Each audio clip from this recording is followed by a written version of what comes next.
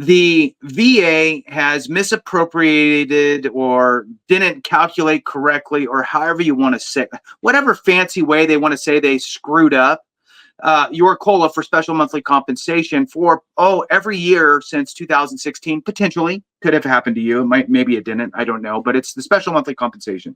So Clay, what would be your suggestion for folks on that is my question to you. And then we can dive into everything that we missed from last week. But before you answer, listen, hit the thumbs up, subscribe, share with a friend, all that good stuff. We really, really do appreciate it. We are trying to grow this channel quickly. The faster we grow it, the more information we can get out to more folks. Many hands make light work, and it's up to you to hit that button. Doesn't cost a nickel, easy to do. Hit that thumbs up, same thing. And if you can let the video run, that tells YouTube to send it to more. Clay, what's your answer on the COLA debacle? Yeah, the only people at the VA doing their job is the OIG. That's what I like to say, because the OIG has been ripping the VA. The last 2 years have really been pretty insane. But for the cost of living adjustment, what happens when a cost of living adjustment goes into effect? After that fiscal year, it's applied to our disability. It's individually applied to SMCs. It's individually applied to, there's a vr&e one, the federal employee. So we get a raise every January, assuming on the adjustment. And so all those are individually applied. What happened was the application to the SMCs was not always done. If I had to guess, it's an automated processing system that didn't do it. I would highly doubt someone at the VA is, clicking a button and doing the math for every single SMC. So it's got to be an automated processing system failure once again. And that's the VA's excuse for everything, saying, oh, the computer did it. But that's pretty much what happened. Now, that was in 2016. I do believe in that same OIG report, there was still COLA adjustment mishaps to everyone's disability. That was from 2022. Maybe 2023. It's that one's more recent. But if we're talking about erectile dysfunction, which is definitely the most common SMC, you're not really looking at a huge back pay there. It's definitely going to be some, but not insane. If you're talking about aid and attendance, your SMC, your real SMC scale, right?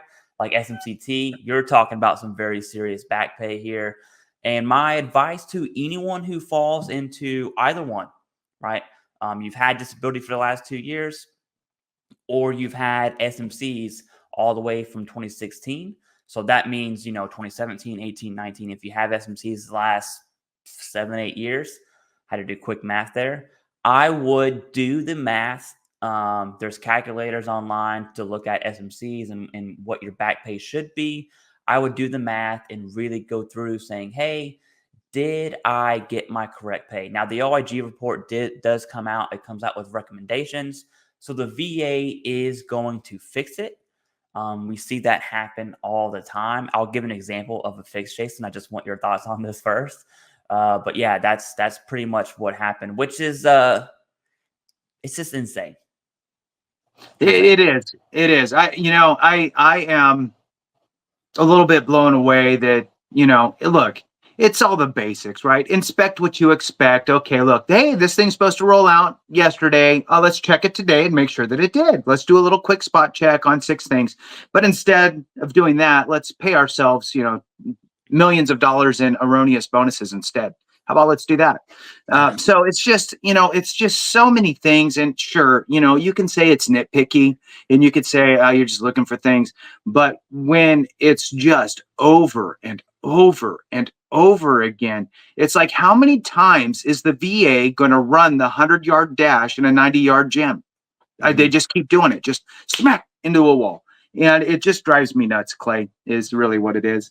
I think, if you fall on the SMC thing, for sure, my advice is go set up an appointment with it's not, you're still getting paid. So it's not like your pay just stopped. You still have something. So it's not, I need this fixed like yesterday. Yeah. Make an appointment with an accredited rep. If it's 3 weeks out, it's 3 weeks out. Go sit down with your accredited rep. Tell them, hey, look, I'm receiving SMC. I'm aware of this debacle with COLA on the OIG, and you could Google search it. I mean, it's pretty easy. OIG, COLA, misappropriated, messed up, whatever, VA, and it'll be one of the first things that show up. And share that information. They probably know, but maybe they don't, because I mean, quite frankly, they're drinking out of fire hoses, right? It's the people like Clay and I that are, Clay burns the midnight oil to find this stuff, and Yeah. I just kind of find it throughout the day. So you take that information to your accredited rep, have that conversation, and they will look in and dig into the file a little bit. Maybe they'll do a little homework for you, help guide you. And if need be, they will request the VA to do an audit on your file, specifically toward pay and COLAs, and they'll run it through and they'll figure it out and fix it. So hopefully it's not, I didn't get a lot of information. Hopefully it's just all, we didn't pay you enough, instead of, oh, we actually went too much, and so we got to take it back, right? Mm-hmm. We just know that it's was inappropriately calculated and applied, or not. I don't know. But the bottom line is that you should check it out, because they messed up and it could pay you. So with that, Clay, let's jump into what's next on the agenda for today, the stuff that we left off from last week, and see what we can dig up for the folks. Yeah, so the 4 topics for today are C&P exam results, how to get those, why you would want to get those in the first place, and then the infamous service treatment records. How do you request your service treatment records? And I hate giving the answer, because to get your medical records from service, it is like finding a needle in a haystack. It's almost impossible. It definitely shouldn't be that way, but that's the case. Then we're going to talk about your VA medical records, how to get those. That's the easiest. We'll talk about secure messaging within that.